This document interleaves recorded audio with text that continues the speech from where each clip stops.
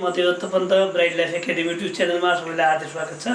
हामी चाहिँ तपाईँको क्यापिटल बजेटिङ अथवा तपाईँको इन्भेस्टमेन्ट डिसिजनको बारेमा कुरा गरिराखेका छौँ र हाम्रो युट्युब च्यानललाई तपाईँले सब्सक्राइब गर्नुभएको छैन भने सब्सक्राइब पनि गरिदिनु होला। ओके, अब आज चाहिँ तपाईँको मैले दुईवटा क्यापिटल बजेटिङ इभ्यालुएसन गर्ने दुईवटा टेक्निकहरूलाई लिएर आएको छु। यहाँ तपाईँको एउटा modified internal rate of return र एउटा चाहिँ तपाईँको average rate of return. Modified internal rate of return भने चाहिँ तपाईँको कस्तो त भने हाम्रो चाहिँ मोडिफाइड इन्टरनल रेट अफ रिटर्नमा त्यो रिटर्न अथवा त्यो डिस्काउन्ट फ्याक्टर जुन डिस्काउन्ट फ्याक्टरले हाम्रो इन्भेस्टमेन्टलाई र टर्मिनल भ्यालुलाई इक्वल गराउने जो डिस्काउन्ट फ्याक्टर हो त्यसलाई नै हामी modified internal rate of return भन्छौँ। टर्मिनल भने भ्यालु भने फ्युचर भ्यालु। हामी उसमा तपाईको इन्टरनल रेट अफ रिटर्नमा के गर्थ्यौँ, जो तपाईको फ्युचर क्यास फ्लोहरू हो त्यसलाई प्रेजेन्ट भ्यालुमा कन्भर्ट गर्थ्यौँ। फेरि त्यो प्रेजेन्ट भ्यालु कन्भर्ट गरेर त्यो दुईवटा प्रेजेन्ट भ्यालु एन्ड लगानी र फ्युचर भ्यालुको प्रेजेन्ट भ्यालु बराबर गराउने रेटलाई भन्थ्यौँ। भने यहाँ चाहिँ जो तपाईँको क्यास इन्फ्लोहरू अथवा जो फ्युचर क्यास फ्लोहरू हुन्छ त्यसको फ्युचर भ्यालुलाई अथवा टर्मिनल भ्यालुलाई र एनसिओ अथवा तपाईँको कस्टलाई बराबर गराउने जुन रेट हो त्यसलाई नै हामी modified internal rate of return भनेर भन्छौँ। Modified internal rate of return निकाल्नको लागि हामी कहाँ त यो फर्मुलाबाट निकालौँला। टर्मिनल भ्याल्यु अपन कस्टको होल पावर 1/n - 1। एन भने तपाईँको कति इयरको लागि के गरिएको छ, इन्भेस्ट गरिएको छ भन्ने कुरा चाहिँ तपाईँको यसबाट यो टर्मिनल भ्याल्यु जो माथिको टर्मिनल भ्याल्यु भनेको छ, यो टर्मिनल भ्याल्यु भने तपाईँले टाइम भ्याल्यु मनीमा पढ्नु भएको होला। फ्युचर भ्याल्युको लागि तपाईँको निकाल्नको लागि हामीले प्रेजेन्ट भ्यालु फ्युचर भ्यालुको फर्मुला पढाएको थियौँ, जसमा मैले एउटा फर्मुला यहाँ लेखाइदिएको छु। टर्मिनल भ्याल्यु भने तपाईँको CF1 × 1 + k / n - 1 plus CF2 1 + k / n - 2 plus CF3 1 + k / n - 3 plus यसै गरी कतिसम्म छ भन्ने कुरा। यो चाहिँ तपाईँको टर्मिनल भ्याल्यु भने फ्युचर भ्याल्यु भने नबिर्सौँ। जुन यदि तपाईँले टाइम भ्याल्यु मनीको पार्ट हेर्नु भएको छैन भने टाइम भ्याल्यु मनी च्याप्टरमा क्लियर बताएको छौँ। हामीले यो यसै युट्युब च्यानलमा राखेका छौँ। टाइम भ्याल्यु मनी भनेर प्लेलिस्टमा हेर्नु होला, 9वटा पार्टहरूमा राखेका छौँ। पार्ट 1बाट हेर्नुभयो भने सबै यो टर्मिनल भ्याल्यु पनि त्यहाँ चाहिँ आएको छ, हेरिदिनु होला। अब यसको तपाईँको डिसिजनको बारेमा भयो भने सेम एज आइआर जस्तै यसको डिसिजन हो। म्युचुअली एक्सक्लुसिभमा सबभन्दा बढी एमआइआरआरलाई एक्सेप्ट गरौँला। तपाईँको इन्डिपेन्डेन्टमा चाहिँ तपाईँको के गरौँला त, तपाईँको जुन एमआइआरआर कस्ट अफ क्यापिटल भन्दा बढी छ त्यसैलाई नै के गरौँला, चुज गरौँला भन्दा हामी चाहिँ बुझौँला। एउटा पार्ट चाहिँ यो भयो र दोस्रो पार्ट चाहिँ तपाईँको एभरेज रेट अफ रिटर्न अथवा accounting rate of return. Average rate of return अथवा अकाउन्टिङ रेट अफ रिटर्न भनेको के हो भने हामीले जो एभरेजमा जो लगाएको इन्भेस्टमेन्ट छ त्यो इन्भेस्टमेन्टको एभरेजमा कति % प्रफिट हुँदैछ। जस्तै तपाईँको प्रोफिट मार्जिन जस्तै प्रोफिट मार्जिन त हामी एनुअली निकालेर जान्छौँ, एभरेजमा कति प्रफिट भयो र त्यो एभरेज प्रफिटको चाहिँ तपाईँको एभरेज प्रफिट चाहिँ हाम्रो लगानीको कति % हो भन्नुलाई नै तपाईँ के भन्छ, एभरेज रेट अफ रिटर्न अथवा अकाउन्टिङ रेट अफ रिटर्न भनेर हामी भन्ने गर्दछौँ। अब एआरआर निकाल्नु पऱ्यो भने एभरेज EAT भने एभरेज अर्निङ आफ्टर ट्याक्स अथवा average profit after tax upon average investment into जो तपाईँ के गर्यो भने 100 गर्यो भने के आउँछ त, हाम्रो एआरआर आउँछ। ARR average profit after tax निकाल्ने भनेको सबै सालको प्रफिटलाई एड गर्ने र त्यो भन्छ कति इयरको त्यो गर्यो भने त्यो आइहाल्यो। र एभरेज इन्भेस्टमेन्ट भने तपाईँको इनिसियल इन्भेस्टमेन्ट भने एनसिओ आइहाल्यो प्लस टर्मिनल बुक भ्याल्यु भने तपाईँको लास्टमा हाम्रो लगानीको बुक भ्याल्यु कति हुन्छ त्यो भयो अपन 2 गर्यो भने के एभरेज इन्भेस्टमेन्ट। प्रायः गर्दा एभरेज इन्भेस्टमेन्ट गर्दा म आफैले पनि रेगुलर रूपमा देखेको क्वेसनमा एनसिओ अपन 2 नै गर्दै पनि मिल्छ, किनकि हामी कहाँ लास्टको बुक भ्याल्युको पार्ट धेरै कम दिएको हुन्छ फाइनेन्समा। तर अकाउन्टमा चाहिँ तपाईँ के हुन्छ, अकाउन्टको पार्टमा चाहिँ तपाईँको अकाउन्ट सब्जेक्टमा चाहिँ फाइनल बुक भ्याल्यु पनि दिएको पाइन्छ। अब हामीले चाहिँ तपाईँ यी दुईवटा क्वेसनलाई यी दुईटैलाई बनाउनुलाई हामीले एउटा क्वेसन राखेका छौँ, जुन क्वेसनमा तपाईँ के छ त भने यहाँ क्वेसन नम्बर 1 मा हामी कहाँ पीरियड हुन दिएको छ, पीरियड 0 1 2 3 भनेर दिएको छ। त्यो कस्ट भने हाम्रो इनिशियल इन्भेस्टमेन्ट छ।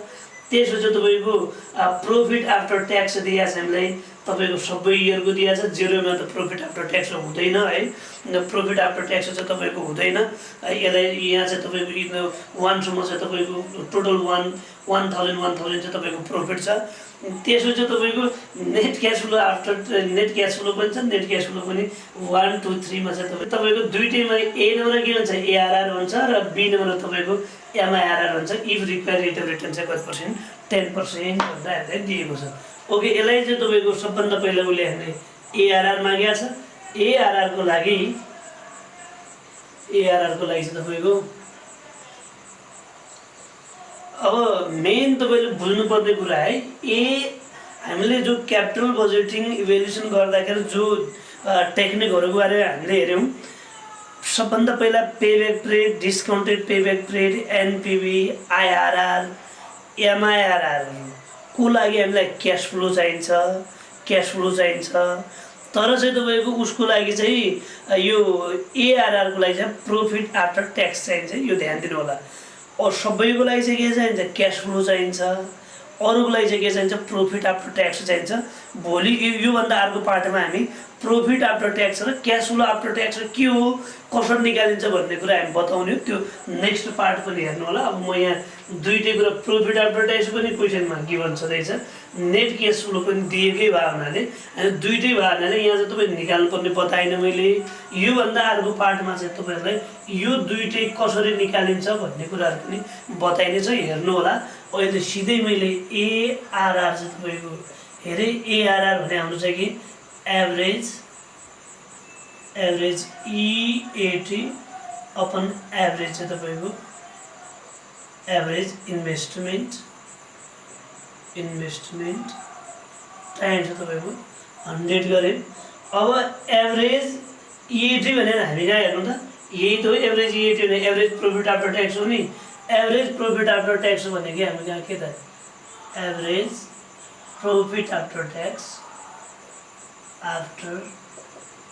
ट्याक्स यो निकाल्नु पर्यो भने 1000 प्लस 1000 अपन तपाईको 3, यो 1000 हरु है। यसो गर्यो भने कति नै आउने त तपाईको 1000 नहोला, 1000 अपन। अब हामी कहाँ तपाईँ एभरेज इन्भेस्टमेन्ट भने के भनेको थियौं, एभरेज इन्भेस्टमेन्ट भने हामीले के भनेको थियौं इनिशियल इन्भेस्टमेन्ट भने कति 9000 प्लस तपाईको book value of terminal year हामी गर्दै थियौं नि। टर्मिनल इयर हामीलाई को बुक भ्यालु दिएकै छैन, जो एसेट्स हो नि यसको लास्टमा बुक भ्यालु कति छैन। त्यही कारणले गर्दा 0 अपन 2 गर्यो भने कति तपाई 4000 चाहिँ कति 500 अपन चाहिँ तपाई कति 4500 टाइम्स चाहिँ कति 100 गरेर तपाईको निकाल्दाखेरि तपाईको 1000 डिभाइडेड बाइ 4500 टाइम्स 100 गर्दा हामी कहाँ तपाईको कति आउँछ त भन्दा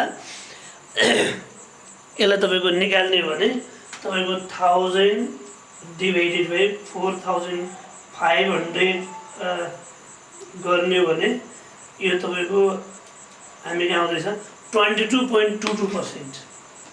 यो आउँदैछ 22.22%। अब यहाँनिर चाहिँ तपाईको अब डिभिजनको सवालमा के हुन्छ, दुईटा प्रोजेक्टहरु छ भने बढीवाला एआरआरहरुलाई हामी राम्रो भन्छौं। यदि चाहिँ तपाईको सिंगल हो भने कस्ट अफ क्यापिटलसँग हामी कम्पेयर गर्छौं, अथवा आईआरआर एमआईआरआर को डिभिजन जुन बेसमा दिन्छौं हामी एआरआर को पनि त्यसै बेसमा चाहिँ के दिनुपर्ने छ डिभिजन दिनुपर्ने छ। अब कुरो हाम्रो यो ए नम्बरको लागि हो। अब बी नम्बरमा हामी कहाँ के छ त भने बी नम्बरको लागि हामीले निकाल्नुपर्ने के हो एमआईआरआर हो। एमआईआरआर निकाल्नको लागि हामी कहाँ फर्मुला माथि लेखेकै छ। एमआईआरआर को लागि तपाईको फर्मुलाहरु चाहिँ तपाईको माथि दिएकै छ। माथि हामीले तपाई के छ त भने एमआईआरआर को लागि यो माथि टर्मिनल भ्यालु अपन तपाई कस्ट होल पावर 1/n माइनस के त n हो। अब यसको लागि सबभन्दा पहिला यहाँ चाहिँ मैले टर्मिनल भ्यालु निकाले। टर्मिनल माथि फर्मुला पनि दिएको थियो CF1 1 + k को power n - 1 + CF2 1 plus k को power n minus 2 plus CF3 upon sorry times 1 plus k को power n minus 3 n भने के हो त यो यसको लागि चाहिँ लास्ट चाहिँ n कति इयरसम्म थियो त 3 इयरसम्म थियो त्यही कारणले गर्दा n 3 मान्नु होला CF भने 5000 छ 5000 1 plus k को power k भने यहाँ कति पर्सेन्ट 10% भनेको छ 0.10 को power 3 minus 1 plus CF2 भने तपाईको कति 4000 थियो यो भने 1 plus 0.10 को power 3 minus 2 थियो अर्को CF3 छ CF3 भने 3000 छ टाइम्स 1 plus 0.10 को power 3 minus तपाईको टर्मिनल भ्यालु तपाईले निकाल्नु भयो भने टर्मिनल भ्यालु 13400 छ तपाईको कति आउने छ 50 आउने छ अब तपाई यो भ्यालुलाई फेरि MIRR को लागि राख्दिनुस् यो चाहिँ तपाईको 13450 अपन चाहिँ तपाईको हाम्रो कस्ट भने यहाँ दिएको छ तपाईको 9000 र यसको होल पावर 1 by n भने 3 minus 1 यसो गर्नुभयो भने यसको भ्यालु होला 14.32 चाहिँ के हुनेछ त MIRR हुनेछ ओके यसै गरी आफ्नो बुकमा भएको तपाईको क्वेशनको MIRR ARR हरु निकाल्नु होला अझ बाँकी कुनै क्वेशनहरु छन् भने हामीलाई कमेन्ट बक्समा लेख्नु होला हामी तिनीहरुको पनि भिडियो बनाएर हामी तपाईहरुलाई पठाइदिने छौं हस्त धन्यवाद